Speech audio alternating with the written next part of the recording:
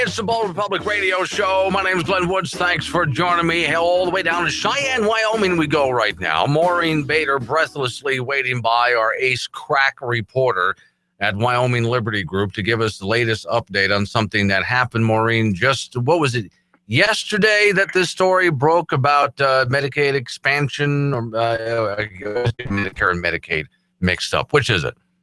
Medicaid expansion that was in the budget bill, and now it's out. That was big news. Big news yesterday. This was right away when I got this news from some people who were tracking it. There was some celebration, which I understand, even though I was going woohoo, but we don't necessarily have everything to celebrate yet, do we? No, that's right. So what has happened and is that the governor's been trying to expand Medicaid now for a number of years, and he has been unsuccessful in ramming through bills in the legislature because he just can't get the votes to pass it. The legislators don't want to pass Medicaid. Most legislators, I should clarify, don't want to pass Medicaid expansion. And so he made a desperation move this time by trying to sneak it into the health department's budget and essentially make the argument that, oh, gee, we're having a big budget shortfall. If only we could expand Medicaid, we could save so much money.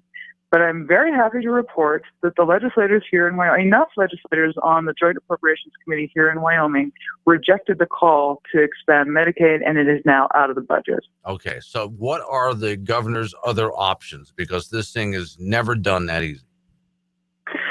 Well, so in the budget process, essentially what can happen now is that tomorrow, in fact, they do something called a round robin. So we're still at the Joint Appropriations Committee level now.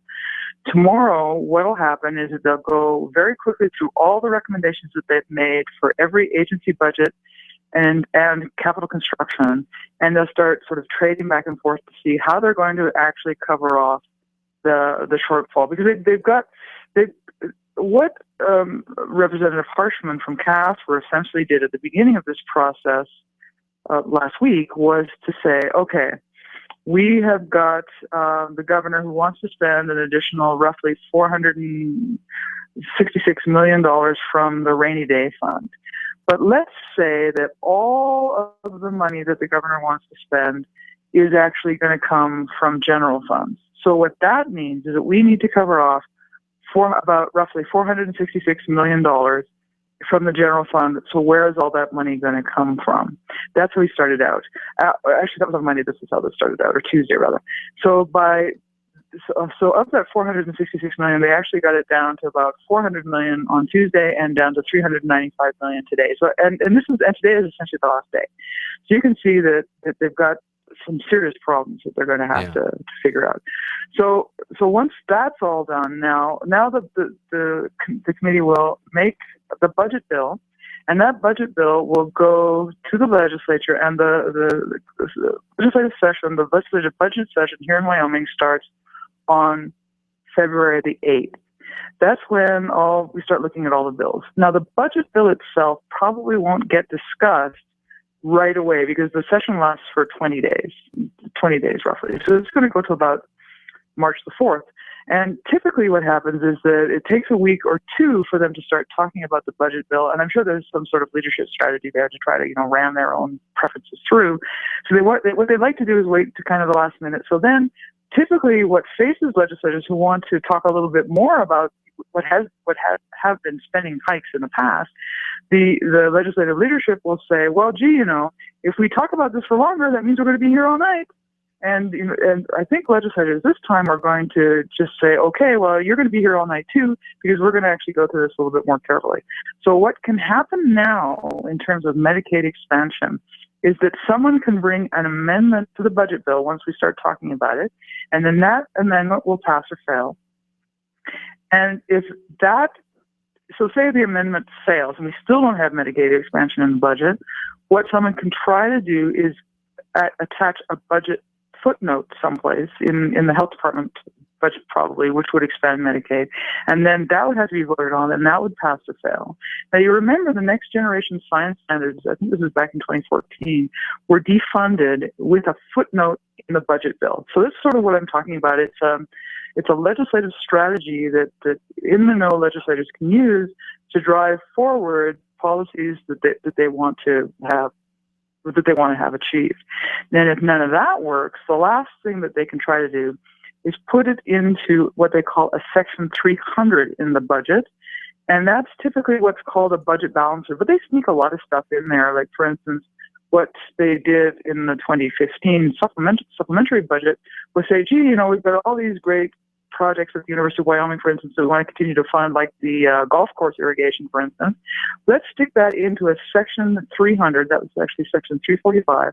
And then if we have the money from capital gains by June 30th, 2015, then we'll be able to fund it. And so that's how that golf course irrigation, for instance, got funded in the Wyoming budget when we're facing these severe shortfalls in all kinds of different areas. So those are the strategies that can still go forward if they're going to try to drive home. I expect the governor to try to pull out. I expect the governor to try to pull out all the stops on this one. I mean, this is pretty much his last chance, isn't it? Well, yeah, because when does he face reelection? Is this his last chance? When he's out of office in he's got another 2 years now. Oh, that's right. He does. Yeah. So he'll just keep going. Okay. His last chance this session. His last chance this session, well, with the budget, that's right. Right. Once the session is over, that's it. Then there's not really going to be very much that he can do. Okay. And just real quick here, then I'll let you get back to your, really important stuff that you were doing there in your office, which I would like to see what you're doing when nobody's looking. Like, how long is that paperclip chain, things like that. But we just had a massive drop in energy prices, oil especially, a huge stock market crash.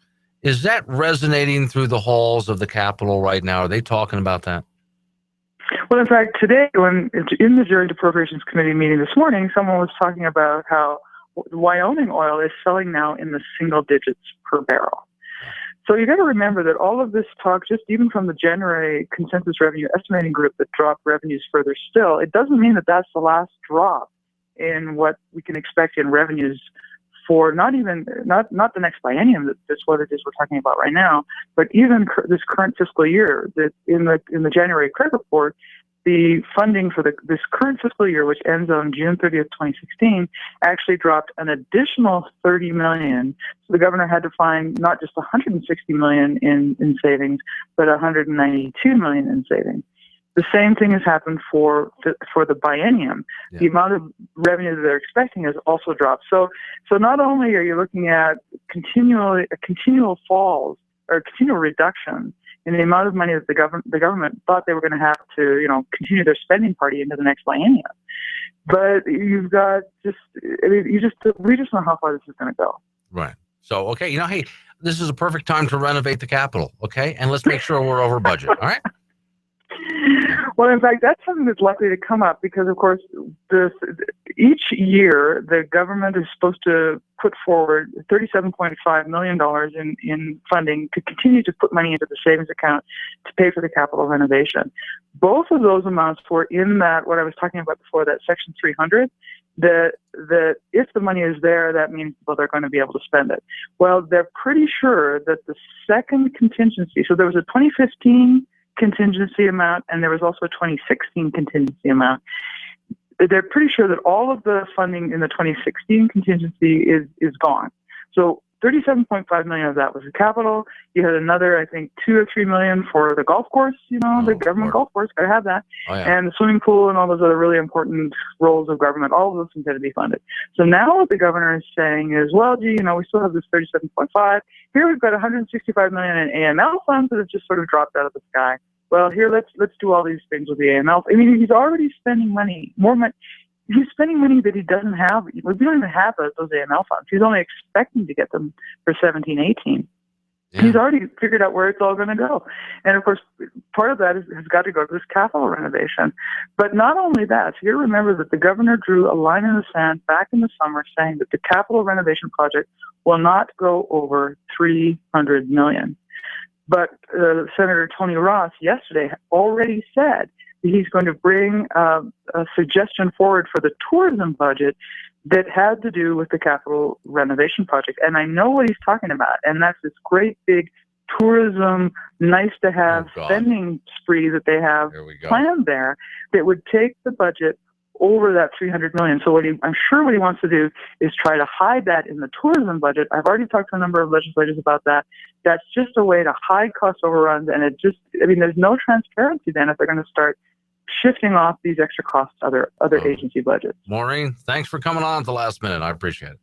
Oh, it's great to be here. Bye now.